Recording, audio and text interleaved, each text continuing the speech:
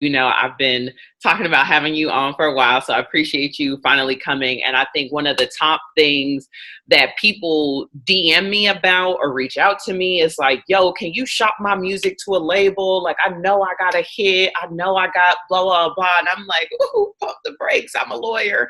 Right. Like, I am not, you know, I will make sure your paperwork is right if a situation were to approach you, but I am not actively shopping music. I cannot help you get on. And so I think that that's kind of where I want to start. What is one of the biggest misconceptions that you feel like artists who are like trying to get on that they have about like major labels and, you know, I stuff think like that? I think they got. I think the biggest thing. I think artists have a misconception. Period, because it's nowhere to really get a full reference, like you get the videos, like you get the songs. You just see the Hmm. product. You don't You never don't see get the no. underground layers Yeah, going yeah. onto Even it. even when they do, even when they show you like behind the scenes, It ain't really that's behind this. right. It's not. So it's like there's really the misconceptions are honest. You know, it's just where Hmm. do I go? I mean, this is one business that really comes with like trial and error. You know what I mean? Because knowledge in this game, there is a one size fits all in the sense of like learning your paperwork and publishing and stuff like that. But as far as marketing you or managing you, that's a specific. Yeah. You know what I mean? And there's really no way to do this. Nobody really knows specifically or all cut out formula on how to really get a result. Okay. Mm. So we're all ignorant in a sense until we try something to see that that works or we see that it fails. Okay. And that comes from repetition. The one of the biggest misconceptions of music is what you said, I think, is there's this when you're in the music business, you know everything about the music business. Everybody, like you said, you don't do deals, you don't do Yeah. anything like that. Like me, I work in promotions. So I don't necessarily do deals either. You know what I mean? But I may be in the pulse, you know, me being out in the street, I may be the catalyst to taking your record to an A&R to get them to preview it. You know what I mean? And Yeah. if they do sign you, I'm gonna have to work it to radio and the other mediums to ensure that you know. So let's talk about that. Like, especially you saying that, like, you started out as an artist, you came from Chicago, like, you moved to Atlanta. Like, I feel like being in Atlanta and being in the Midwest, like, you know, I'm from Cleveland, like, are just two different things because in Atlanta, like, you can run into an industry person anywhere. Shoot, you could run into like Tip or Jeezy or Usher or Jermaine Dupri or, you know, at the mall on any given day if And we weren't. and Yeah, and so, but I know that's not the case in the Midwest. Like your likelihood of seeing a celebrity or a music industry executive is like slim to none. If you are an artist and you're trying to like build these relationships and meet people at labels and stuff like that, like what can you do? Like how do you build those relationships? I think you gotta have a end result. You know what I mean? Mm, Not just getting signed. You know what I mean? I think having a roadmap really kind of gives you a blueprint to kind of follow. You know, if I'm trying, I want this by. It's hard to time things, but I think the time kind of gives you some kind of motivation to work. So even though it mm-hmm. may not happen in 2 months, maybe you putting that on you gives you this drive to go about it, right? Things. Because it's like I live in Chicago, or like I had a group of homeboys that were from St. Louis that were really, really dope. And this was like, you know, post Nelly, post the height of Nelly, right? So people weren't necessarily still checking for St. Louis. Do I need to now take a trip to Atlanta? Should I be going to the Revolt conference or something like? You definitely should do all that. But again, you're doing that because of what? Just say you want to get signed. What we got to understand, another misconception is getting signed is the beginning. Mm, It's almost like when you graduate from 8th grade. You was everything in 8th grade. Then you go to high school and you just back down again. yeah. Same thing. Because you have to bring some awareness about yourself. Now, what I'll answer your question as far as do you have to move or move? Yes and no. Okay. Again, with this plan thing. I'm gonna say yes if you feel as though Atlanta is the place to be. You feel like there are people there that could prepare your career to a certain spot. You want to get in front of them. And maybe the best way of showcasing your talent is actually going there and being visible. Because yeah, you can email it, you can send a link, but everybody doing that. You know, where's Yeah. the actual unique aspect of that, right? Yeah. But I wouldn't say not go. You might have something in Atlanta. Maybe you studied. There's a showcase. There's some kind of Yeah, that's meeting what I was gonna say. Like, I feel like, at the Revolt. especially like talk about like South by Southwest, right? Like, I feel like if you are an indie artist and you trying to be seen, like there are just a ton of showcases that happen during like South by Southwest and like A3C that aren't officially affiliated with the conference, but it's like an opportunity. Like, is that something that you would tell people? Because I know a lot of times you have to pay for your I would. slots on those shows. Yeah, but that's investing in yourself. You know what I Mm. mean? Like, you're gonna have to invest. This thing costs money, like on the front end or the back end. You know what I'm saying? Yeah. Talking about time. Time is money. You know, spending your time doing something that you putting that sweat equity in as well. It's definitely paramount to hit those things where a large group of people are going to be. Okay. It could definitely hinder you too. You know, and Mm. what I mean by that is this. I live by the mantra of always holding your integrity. I don't give a damn if you I never told anybody I was an intern. I never even used that word because it's perception. The one thing about this game is a perception. You know, once Mm. you become an intern and you say that, or you this, or say you a model, or you this, once you say that, that's what you are. That's what people. I don't give. You could be the VP of whatever. A person gonna be like, "That's the intern dude from so and He's so." the intern. Yeah. So, like, a lot of people kind of go to these conferences and don't realize their value. They go to Mm. these people and they kind of the way they present themselves to people. It the end user of that haven't been in this game now. I remember my hunger. I would walk up. I'll rap for you right now. I get it. But a lot of times, that's gonna get you like moved to the side. Okay, it's no different than unsolicited material. If I Mm. if I just came up, you doing that ain't no different than you walking up with your CD. I mean, it's the same thing. I don't know you. You just start busting. You might be great, but the presentation of it in itself can kind of throw you off. And what I said can hinder you is, say you at the Revolt conference. Yeah. You meet so and such. How many people go to Revolt conference? Thousands. Yeah. And they all trying to get put on. That's not monumental in my memory. I met a bunch of people at Revolt. While you were there, that's great. You got there. That's not always the end all be all to getting a person to remember you. Okay. And how maybe if you met them at the Revolt conference, but it was at an exclusive place where not so many people could be.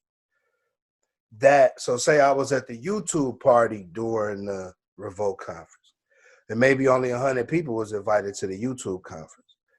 That's more memorable than saying just a Revolt conference. But like, let's just say that I'm at this YouTube dinner. So don't hand me a CD. Don't rap for me on the spot. How should I approach somebody to make a memorable the thing impression? is, in those settings, people are ready for you to, kind of approach them, right? Still, there's a guard up. My thing is the best way is to get people to approach you. In those times where you're doing that, this is what I'm saying is that process of going to Revolt conference, A3C, that's a part of this build. It's a part of more of the campaign than it is you going to them places and changing your life. You know what I'm saying? Like, this is a step on this road that you on. You feel what I'm saying? You need to go to these places where the music you're doing, that's where people are. It doesn't necessarily mean you're gonna get signed. Now, how do you get to a person? I'll say this. So my partner Yancey was trying to get Adrian on the Essence Fest. Yeah. Okay? Essence Festival was one of the hardest. It's huge. Festivals. Yeah. Yeah. Essence is huge. So what he did was, okay, now he could email the lady or the gentleman who's responsible. He could send letters and but everybody doing that, right? Yeah.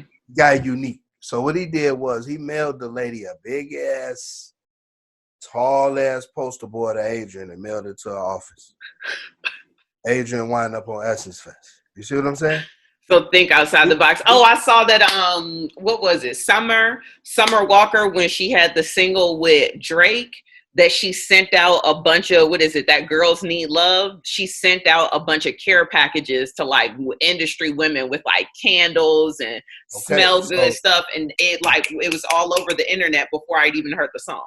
I just saying, I think we have a certain expectation when we go to these conferences and stuff like this is the place to change my life as opposed to being A just a stepping place. stone. It's almost like a damn conference to get with like-minded individuals as opposed to thinking you're going to change your life. It's a good way for you to ask a question in front of somebody you and respect than actually getting a deal. You feel what I'm saying? Oh, there is nothing worse to me. That's like actually one of my least enjoyable parts of conferences is the Q&A, because I feel like nobody ever actually has a question or it's not a good question, and they're using that time to promote themselves, where they're like, yeah, I'm Shay M and I'm the hottest rapper out of Cleveland right now, and I was just wondering, how could I connect with you directly, how could I build with you, and like it's like, oh, That's all that what I'm saying.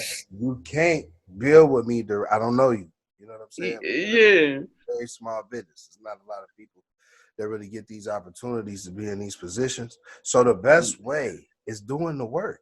I mean, listen, And man. this is a part of the plan. So when you're talking about building a plan where it's like, oh, I saw this cat at A3C. Dang, I seen him again at South by Southwest. Man, he at Revolt. That's what you want to do. Okay, You okay, building that up. You know what I'm saying? okay. You might even get looked at funny. Man, I met you at South by Southwest. Dude, like, okay, right?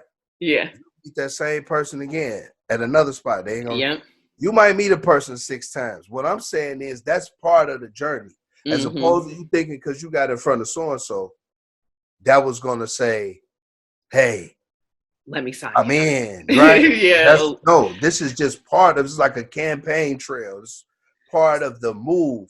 Now, to get in front of these people, you got to be unique. As an artist, you still have work to do. You Mm. still have to understand that there's a million you. There's a bunch Ooh. of you. So you have to be creative.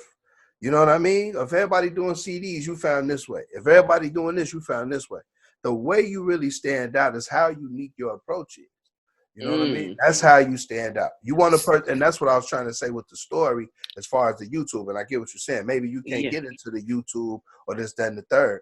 There's something you can do. That's not for me to answer. You feel what I'm saying? Yeah, There's but something. figure it out. I mean, but figure it out. And it's like people hustle their way into all types of stuff they're not invited to all Exactly. the time. But it's like, how do you make the most out of that situation? Are you making yourself stand out? And I think The a lot of most the most out of the situation may be just a meeting. chill. It may Yeah, be just a chill. They always say this in marketing, where they're like, give, and then ask, right? So where it's like, maybe you just need to be cool and be like, man, I had a cool conversation, with somebody, like, oh yeah, you were real cool. We did talk about this thing. And like, I know something that I kind of do when I meet people, especially like, first of all, before I go to a conference, I already know who I want to meet, and I make sure plan. that I It's a plan. cross, yeah, I See, cross man. their paths, and I also see what they have currently going on, so that when I approach them, it's like, oh, you know what? I just saw your article in Forbes about so and so. I just saw that you just,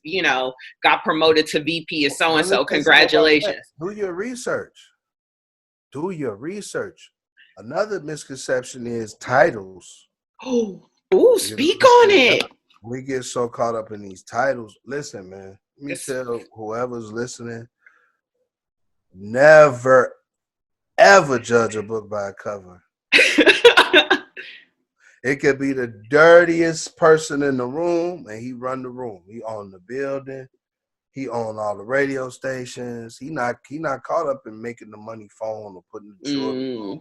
mm, He might be the fat, sloppy dude with the stains on his shirt. Look at this sloppy mother. Look at him and look at this. This may be the guy. Keep mm. your focus level. Keep your ego out of it. I know you guys want to be stars and you think you stars and stuff like that. It's some time and place for that. You know what I'm saying? You have to understand your audience. You have to understand that people in radio and this music business, we see this. We've been to these conferences. We see this every year after year after year after year.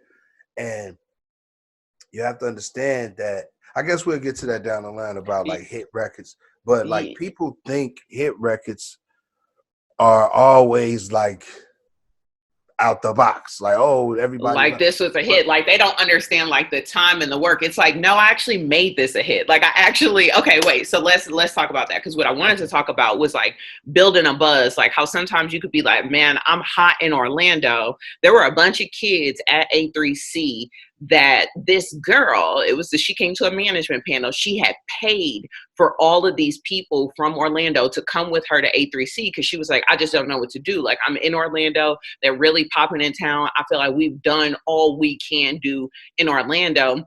And I'm just trying to figure out like how to expand ourselves out of the market. And nobody really had an answer for her as to like how she should build her buzz. But it seemed to me, and you know, I don't know marketing, but like with the internet and YouTube and SoundCloud and Spotify, like what advice do you have for artists looking to build a buzz online? Should they have some big like launch campaign? Like how do you build buzz for songs and stuff online?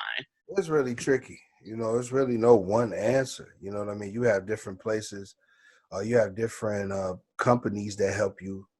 They have different algorithms that go through platforms. You know, they can put something here to help you spread out. And I've never heard of that. Like who? Name some company. I don't know one off the top of my head, but I know that somebody. Okay, like there are services out there. Even if it's not a company, you could buy ads on Instagram. You see what I'm saying? Oh, okay. Like you could buy ads. You have I'm like, is there like a DigiWax? Remember DigiWax? Like my homeboy shout out to CL. DigiWax still, yeah. I mean, but look, that does the way to create an online buzz is utilizing the tools that are online.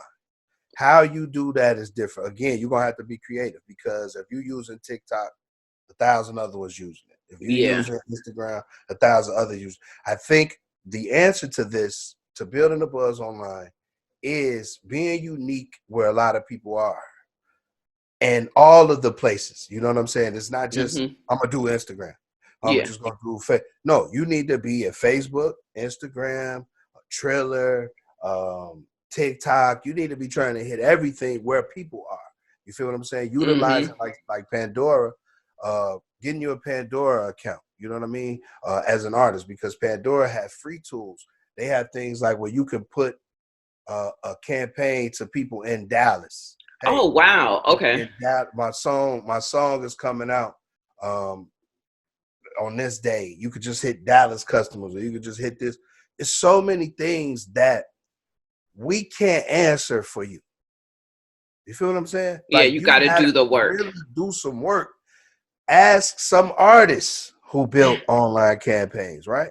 Like asking me, I'm gonna tell you certain stuff that I know, but that's not the end all be all to your success.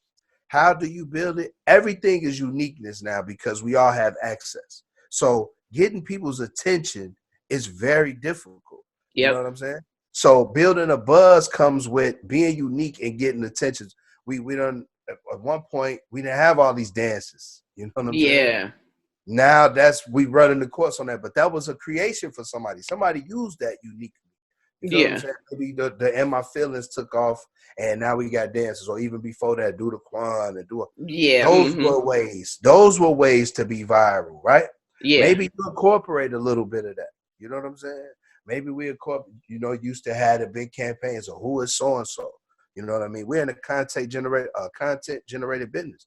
How are you engaging people? You know what I mean? Another big thing is, Shay, a lot of people don't want to have one follower following. They don't want to have the two. Everybody want to be hot. Yeah. No. Sometimes building a buzz is starting from nothing and actually building. You know what I'm saying? So, but how much our labels are, like, you are at a major label, you've been at major, multiple major labels. I'm like, are they looking for numbers? Hell yeah. Everything is numbers, but do we go and ask them how they did it? No, we just go and look at the platforms. So you're looking at views, followers. Yeah. So your job is to get that up. How you get it up? If I'm on your team, then we'll come together and say, hey, well, let's use these mediums to do this. They doing this here. and let's do this. Maybe we don't do exactly what they're doing, but let's utilize this platform to do this. So if we're doing TikTok, let's do something that's unique to us, to where they be like, oh, whoa, I ain't never seen nothing like that. So where the word would spread, you know, based off the unique way that I did it. Because it's like I said, a lot of people gonna get on here and give you all these scenarios. Oh, you could do this and do this and do this. Even that isn't the only way. You feel what I'm saying? Like, so don't feel like put in a box. Like just because you see Lil Nas X in a cowboy suit, don't mean you need to make a country song all of a sudden. Think about this. He didn't blow up intentionally. You feel what I'm saying? So what do we say about that? He was he was online playing around, being himself, on YouTube, being himself, and it fucking took off. You feel what I'm saying? So it's like, if you follow a Lil Nas X route and I say do this, who's wrong? Because they both work. You feel what I'm saying? So you need to find a plan for you. Like there's no cookie cutter. Okay. One thing we got to understand, and what you need to understand as an artist, is you're a product. Okay? Are you a product that we've seen, or are you unique? Now, the one thing about this world, you're not that damn unique. Okay? I can guarantee you existed at some other point in time. Maybe it wasn't you specifically, like how you doing it, you know what I'm saying? But we've had a type of unique that we've had to start and work, okay? So you look at like an Elton John in the 70s, big ass glasses and hats and all that. Okay, study that, because it's a reason we make remakes of songs. The shit worked. You know what I'm saying? It's not because anything else. It works. Okay? We still human beings. We have human behavior. Study people like you. Are you Young Thug type? Okay. Well, look at some of the things that he did. See how you can enhance on that, because you know for a fact that what he did grasped some kind of attention. Okay? It's a starting point. It may not be what you do, but it gives you a place to kind of start from, you know what I mean? And I feel like a lot of these like executives and like big companies, like they're looking for the next. I want the next Young Thug. I want the next Little Nas X. And so it's like, okay, I didn't ask, you know, for a second one, just the next one. Like you need to use that as a, so But what I'll you're saying take is the use that second as a springboard. But but I'll take the second one because I know it works. Because you know it's gonna make money. So I don't really want the new guy. I don't want the new guy. The new guy has to prove his worth. So okay, say you feel like you're unique, nobody ever seen you before, right? Yeah, and a lot of people say that at these conferences and stuff like that. Yeah, but I haven't really seen anybody I haven't seen before. You know what I'm saying? In my lifetime, like you could always say, well, that's like so and so.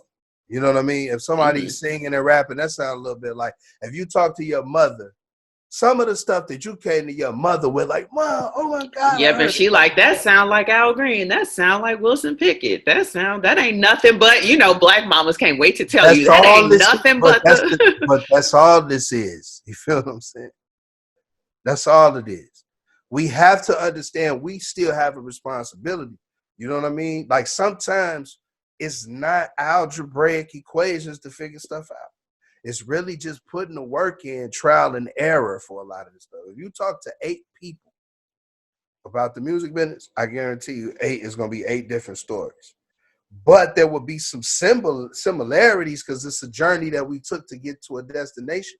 But everybody going to have a different way. And ain't nobody wrong about that. The problem is a lot of us scared to be wrong. Okay? A lot of us scared to be new. A lot of us scared to have Exhibit A. Okay? I don't care how good you think you are. Your Exhibit A is going to be garbage by the time you get to Exhibit C and D. Oh man, wait, let's talk about garbage stuff because I feel like we talked about this too. That another pet peeve of mine that I feel like we first met at a producer beat battle and I was a judge, you know, shout out to Fort Knox. Knox always looks out for me. And so I was a judge on this producer beat battle and there was a beat that I really loved, but the mix on it was trash. And that was literally what I told him. I was like, I really wanted to vote for you, but your mix was terrible.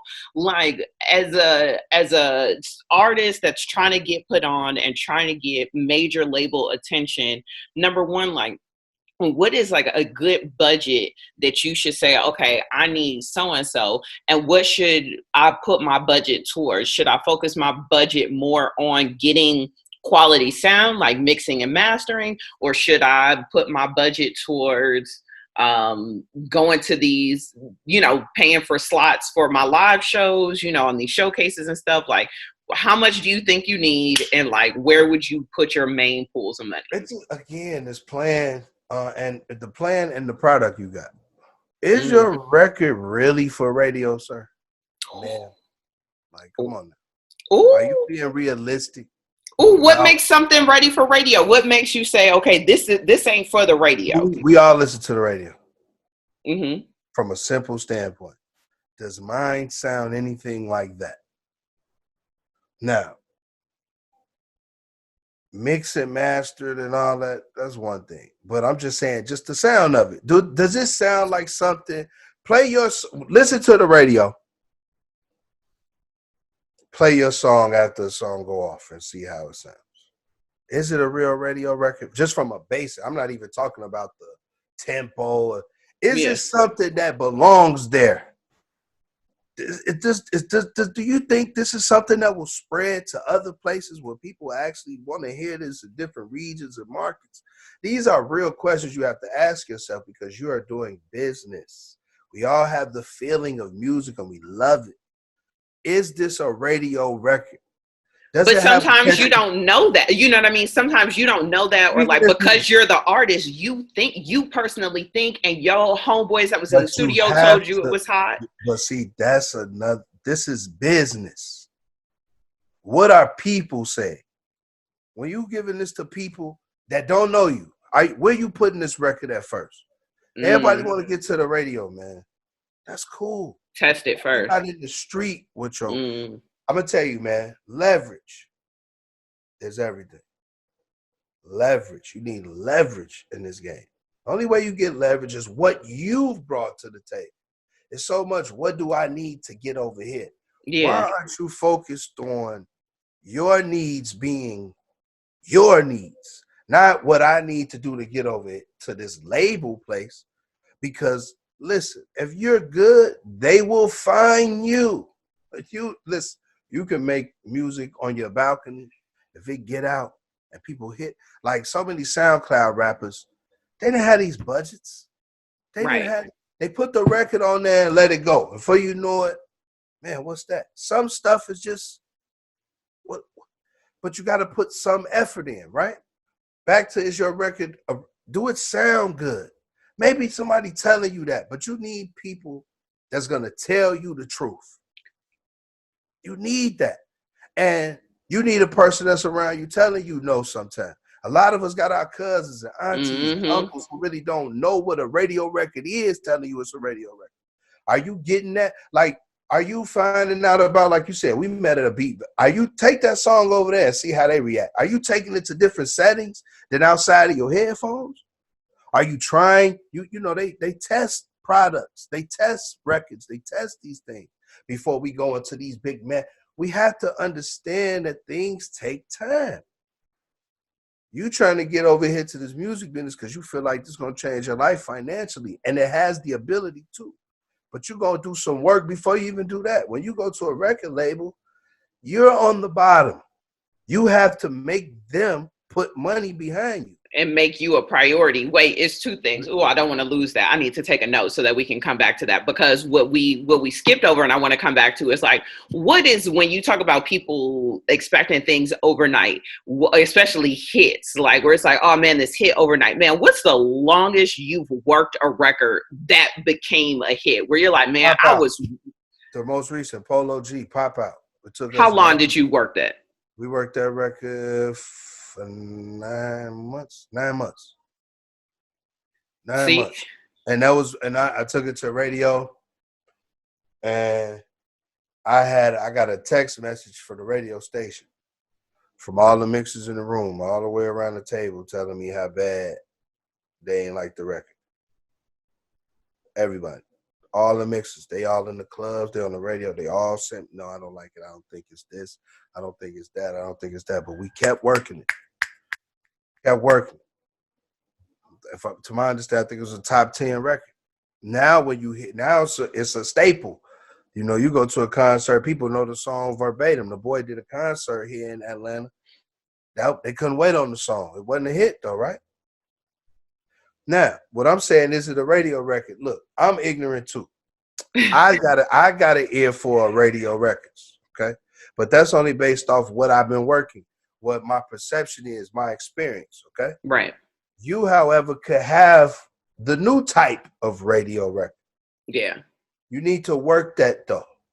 You got to understand that the first time you go to radio with your record, without nothing behind it, numbers, where they can go and look and see your Instagram, where they can go and look and see your YouTube, where they can go and look and see your Spotify and this, that, and that, they ain't ready to hear that, okay? Because you have to understand, everybody you trying to go to, record label, radio station, they got a job to do. And they have people that they have to adhere to. Answer to. The customer, shareholders. So we need stuff that's going to work, okay?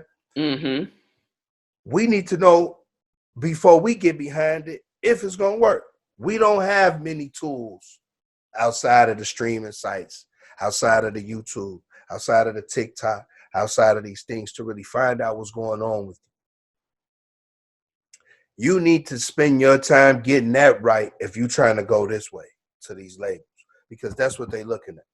They're looking at numbers. You could be the most passionate person ever.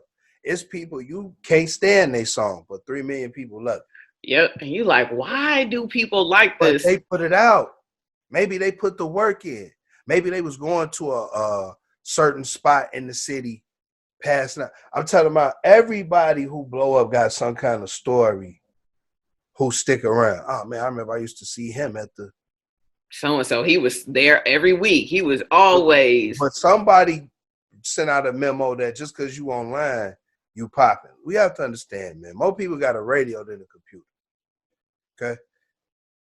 Just because you streaming doesn't mean everybody's getting to that. Streaming is personal. When I press the button on my computer, I hear it. You choose what you want to hear. It's just me. But I could be walking down the street and hit a radio out of 8 cars, 10 cars, 12 cars, same thing.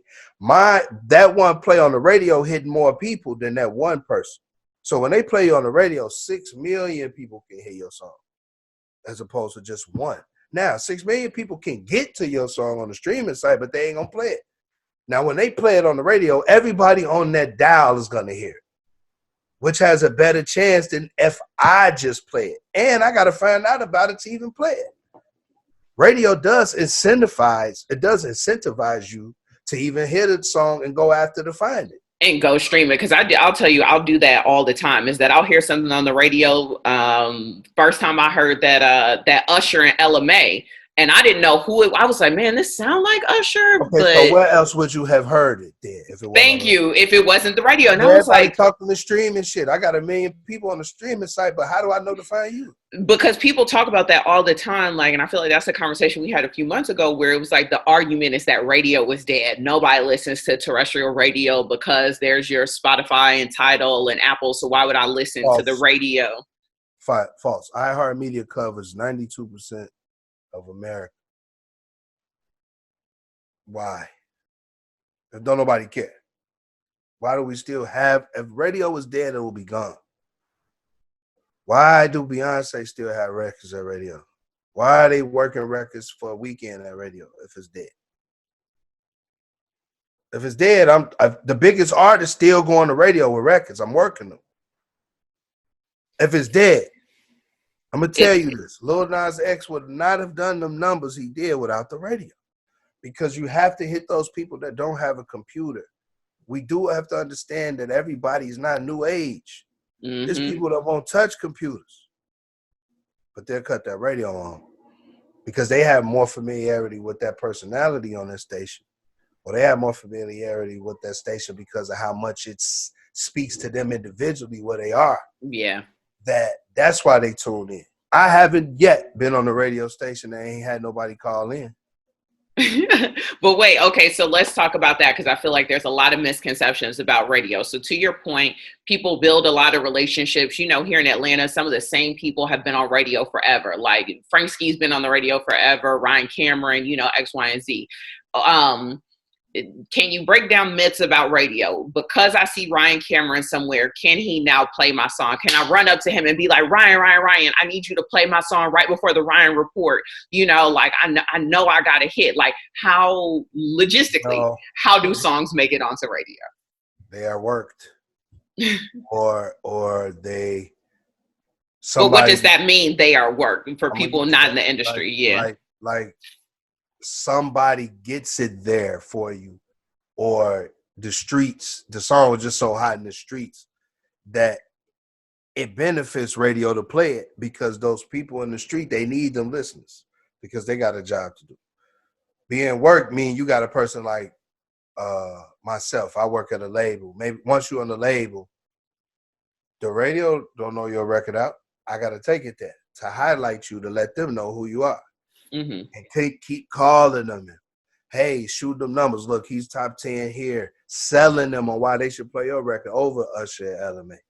So the record labels are fighting for these slots on the radio for them to put your record in. You feel what I'm saying? It ain't just so easy for you to hand Ryan Cameron your song because Ryan Cameron got a program director.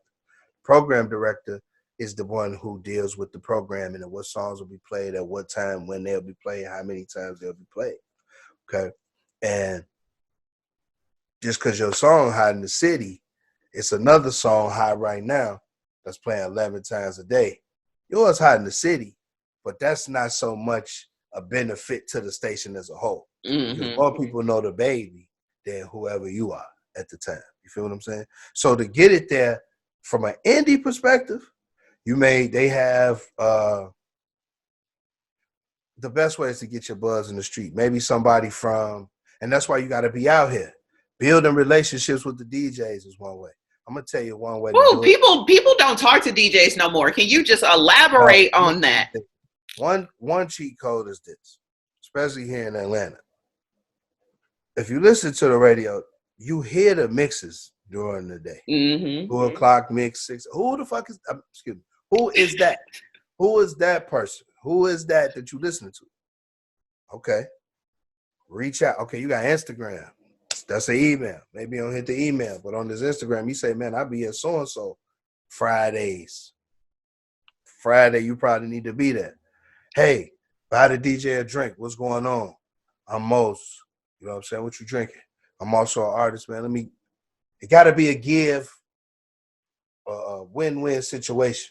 Okay? Yeah, what is it? Give, ask. It's not like, yo, I got this song. Can you play it? You're going to go wrong every time with that. So you go to the radio station's website, you find out who the mixers are. What do they DJ at? What's their Instagram? Who are they? Reach out like that. Maybe you send them a link. You just cover that base. Not to say you doing it like everybody, but it's there. So whenever you run into them, hey, man, 2 weeks ago, I sent you a link a while back. You should check your DM. I wanted to come through and just, build a rapport with you. Here's a drink, man. Here's a so-and-so. You might have to pay to get your record played. It's invested. You know what I'm saying? You might have to pay the DJ. Hey, it go $100. It go $100. It go $50 till you can run my record. And look, that might not even happen for you. You might play nothing. You know what I'm saying? It happens.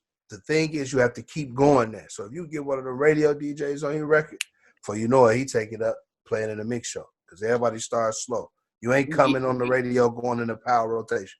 Every record on the radio has to prove itself and it moves up. Yes.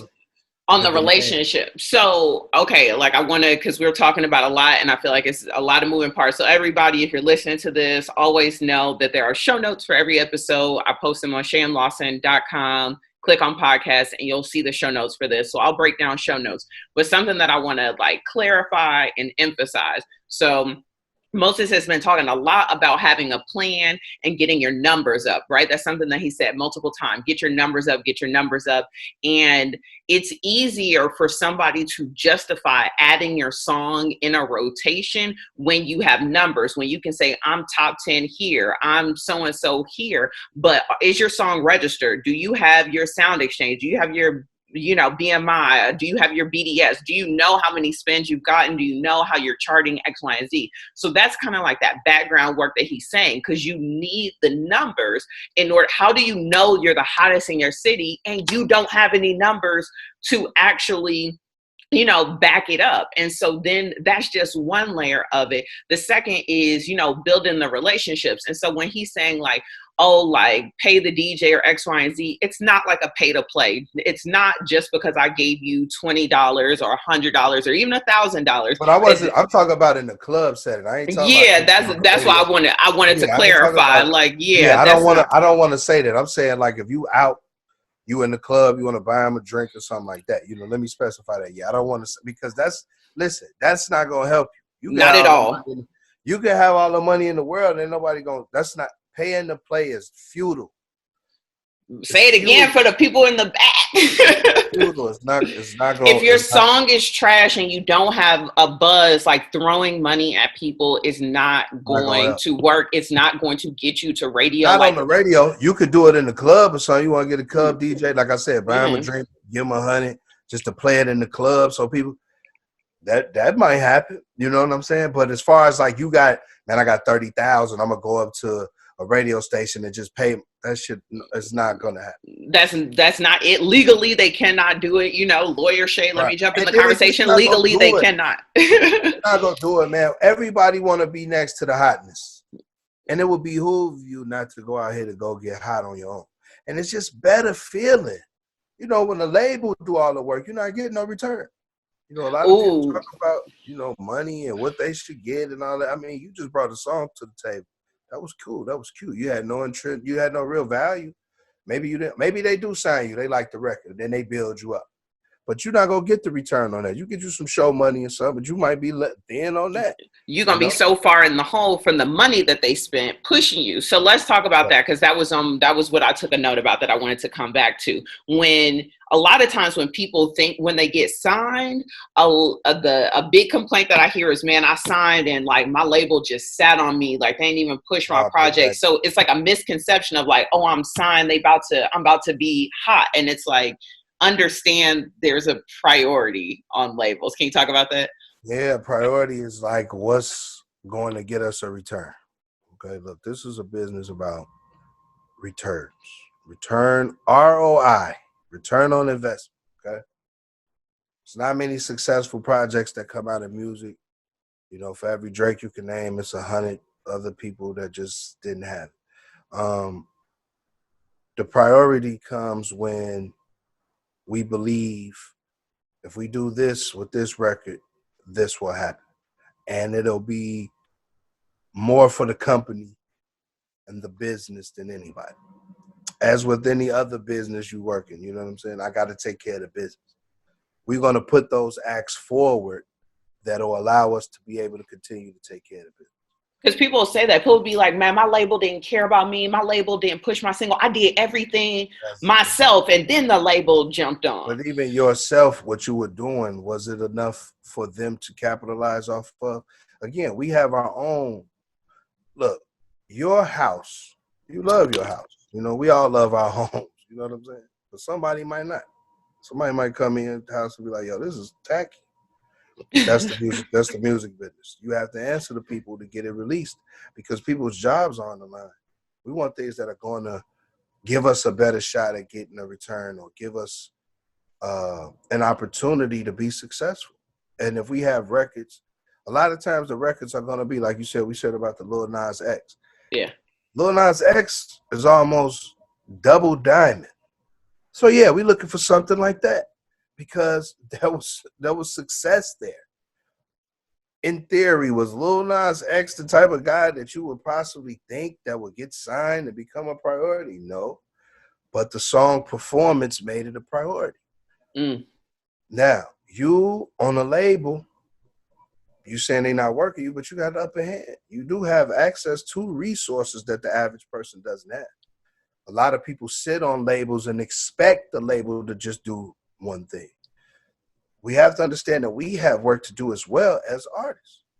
You know, like right now, you got this quarantine going on, right? Yep. There's no touring. There's no, it's not a lot of movement. Okay? So this is the best time to get the label to get on you just by activity alone. What are you doing to make your presence felt online? Yeah, well, I was doing these. I decided to engage my fans like this. I put a record out on this, and this did this. Man, well, so-and-so who's the priority now, he ain't doing that. All of a sudden, you moving up, okay? You make a different type of records that we can utilize on the radio. The other 10 records you was making, we couldn't play them on the radio. Maybe urban radio, top 40 radio. It wasn't in the format. And format and beat, they had like BPMs or beats per minute, or just pretty much the sound of the station. Okay. Your sound is so unique. Our partners, being the radio stations, can't play that on their station because they don't listen to that type of music on their station. That also offends artists. I'm an artist.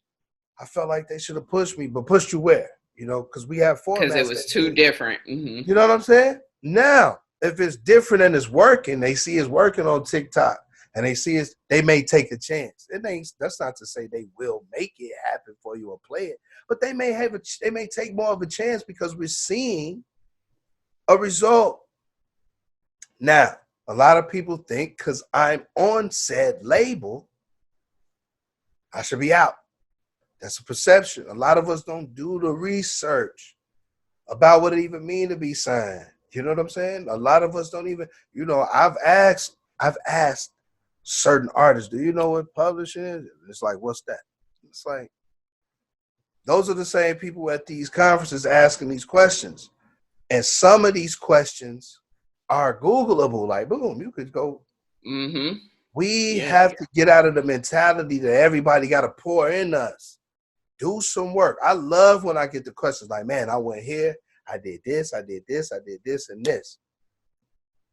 All right. My answer for a lot of that is keep doing it. Like, why do we have this arrogance into it should happen when I say it? Who am I? In 9 months, I should be on. It might take 12. It might take 18. It might take 5 years.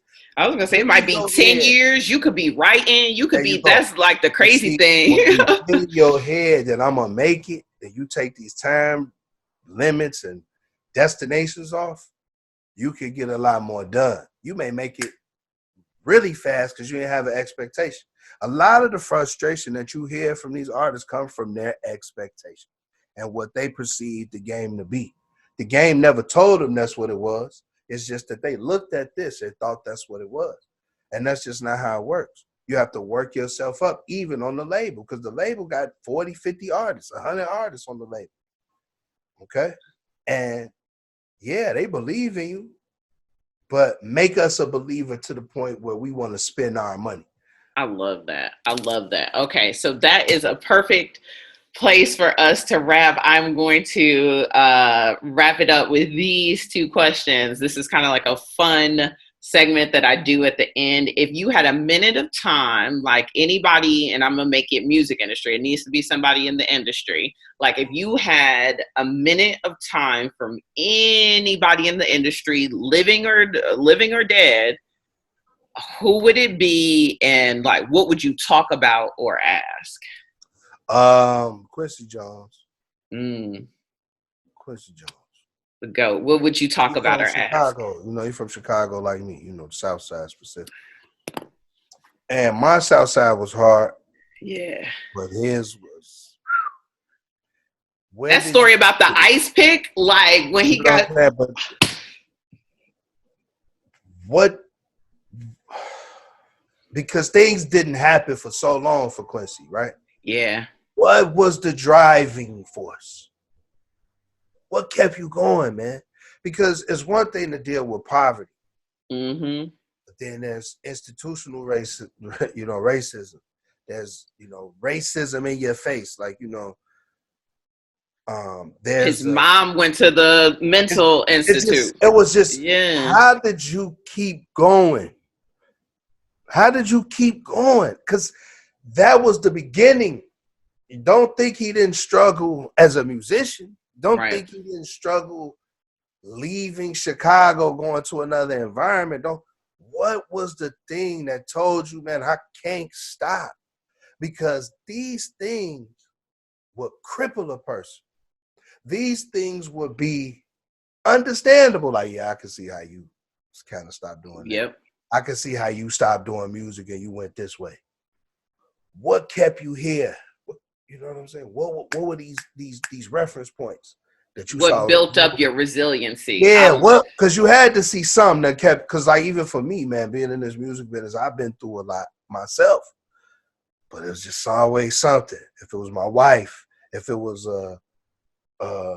something that came and we hit a milestone at the time, we thought those things keep like, man, maybe this is working, What are those things for Quincy Jones? With the success that he has is unmatched. From just, he's not a black music person. He's a music person. I was gonna say he's movies, he's TV, he's live, he's every like jazz, literally everything. What made you feel like you could do that coming from where we from? Because even me, I'm crazy in the sense that I thought I can leave Chicago. People don't leave Chicago, man. We don't leave that, man. It's so unique. It's not like nowhere else. And a lot of us don't want to leave. But some of us don't feel like we can leave. I had a homeboy tell me, he said, look, man, I don't want to leave Chicago because I don't want to have to get to know people all over again. Those type of thoughts. You know what I'm saying? I remember when I live in Atlanta. I remember when I was in Chicago, 18. I didn't know what I was going to do. I didn't know how I was going to make it out there. I remember telling my homeboy, hey, man, just turn the phone around. Let me hear Atlanta. Because I had no clue I was going to get there. I had no clue. I was going to rap and figure it out. That's it. I was going to rap and try to. And it's like stepping outside of the box, not letting people limit you. And I do think that just in the music industry, it's not for the faint of heart. You definitely need some resilience. I know that we talked about that. Like you talked about like pushing the song for 9 months. Like people are going to tell you no, but you have to just continue to build that, continue to just pick yourself up and not let yourself be knocked down. But you got to have an end goal. Like, stop talking about you want to get signed. But also, like, I feel like you need to be open to criticism. Like, if somebody talks to somebody like you and it's like, yo, like your BPMs are off or so-and-so, like you need to take constructive criticism. If your goal is to get on the radio, but you're not making stuff that sound like the radio or you're not building relationships, it's like, well, you purposely, stopping yourself from succeeding because you're not even listening to the advice that I'm giving you. You're right. And I'm going to add on to that. You don't need to be able to take it. They're going to give it. You don't need to be able to take shit. If you want to be here, you need to. But I'm going to tell you. The next person is going to tell you. Because this is how we eat. This ain't. People don't have time to play and be nice. Yeah, this ain't fun and games. I'm working records right now. You see, I keep looking to the left. I'm watching charts. I got a whole other computer right here. This doesn't stop. Are you ready? Let me ask you this, artist, producer, photographer, whatever. Are you ready for this? This doesn't stop. This is 24 hours. We're in a pandemic right now. I'm working records. Are you ready for that? Do you want to do this? I have children that I sit in front of on the phone for hours. I don't even talk to them because I'm working. Are you ready for that? Are you ready to miss birthdays? Are you ready? Are you ready for these things? Or do you want it to be personalized for you? Because a lot of the gripes that you get is ego-based. One thing I want to tell you, artists, all of you guys, creators, period, get your ego in check. Get your ego in check. Understand that you're replaceable. Okay? Every one of you. All right? This is an earning business, results driven business. They will drop anybody from any record label. The best artist you know will get dropped. And have been. And have this is a business that does not stop. I get emails and calls and texts all day, all night. If you want to work a regular, like you got these allotted hours, don't come over here. I've been sitting on this couch and I've had to go catch flights. Like, hey, bro, you got to go to the airport in the next hour and a half. Are you ready for that? Are you the biggest artist you know still on tour buses with beds? They're not flying in jets. I've driven across this country twice, from California to New York and back. Are you ready for that?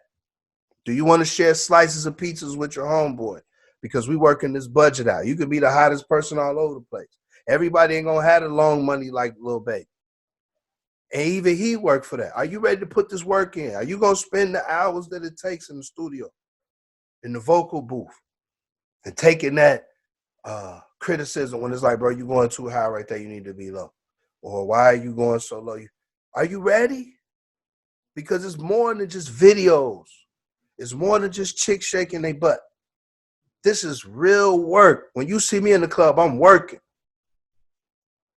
We ain't drinking in the club, kicking it in the club. I'm on the DJ to get your record played. Are you on the DJ to get your record played? Oof. Ooh. Are you going out every day? Every day. Every day. You tired. You say you tired. You got off work. You tired.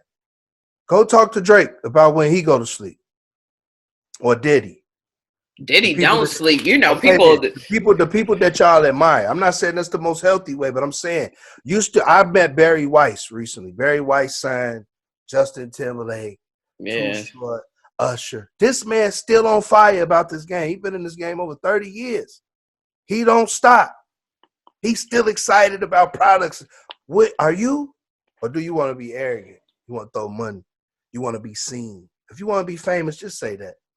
And you don't have to be in music. Like, it's people famous, you know, just out here on Instagram. Yeah, just go, get on Instagram and do your thing. But listen, man, when you come this way in this game, you can talk all the stuff you want about the industry.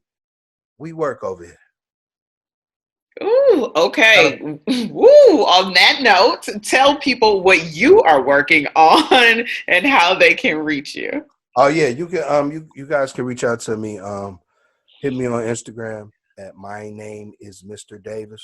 That's one word. MYNAMEIS MRDAVIS. Currently just doing consulting as well with artists. Each stuff like this. Yeah, each case is different. We have different rates for different things. It's need based. Get your budget up. Get your budget up. You can reach out to me via email at my name is Mr. Davis @gmail.com. Reach out to me and let's connect and let's change some lives, man. And understand this is not a dream, it's a job. Stop dreaming, because you can do this. There's no sign up form for this. You don't have to have a certain type of degree. You need to have some skills and you gotta have some work ethic. And you gotta understand that God is in control, not you. Mm-hmm. Maybe you wanted it in 6 months. But when you get it 2 years later, you're going to be like, man, I'm glad I didn't get it in 6 months. Understand and respect and love the process. This is a process. I've been doing this 10 plus years, and it's been great, but it's been work. And if you don't want to work, you don't realize there's billions of artists that's trying to get to where you're sitting at. Don't do this. And you got to love it, because it's going to take you so many twists and turns. I mean, your family's gonna question your decisions, your spouse, your friends. But if you want it, you're gonna go. I got a tattoo on my arm that says "Don't move." It's a proverbial story about people who throw out boomerangs and they have a time frame on when they think it should come back. And if it don't, they move and go to something else. But usually those are the times when your harvest is coming. When it get the hardest, there's usually something on the other end coming. So you got to be strong and be resilient. And hit me up. We could talk about it. Let's do it. Awesome. Well, thank you so much for your time today, you Thank you guys. for having me. Appreciate it. Whatever, man. I want everybody to be succeed. Listen, I don't pussy foot around. I'm a straight shooter. Yeah, like, and that's really what this is about, you guys. If you haven't listened to other episodes, if it's your first time listening, I'm a pretty straight shooter. I don't really sugarcoat things either. So it's always a pleasure to have other straight shooters on. Again, the show notes are over at shaymlawson.com and click on podcasts. And this is Moses Davis, and I am Shay M. Lawson, helping entrepreneurs legally protect their passion and profits. Make sure you are subscribed on Apple Podcasts, Spotify, YouTube, Instagram, all of that. I'll talk to you guys next time. Peace and love.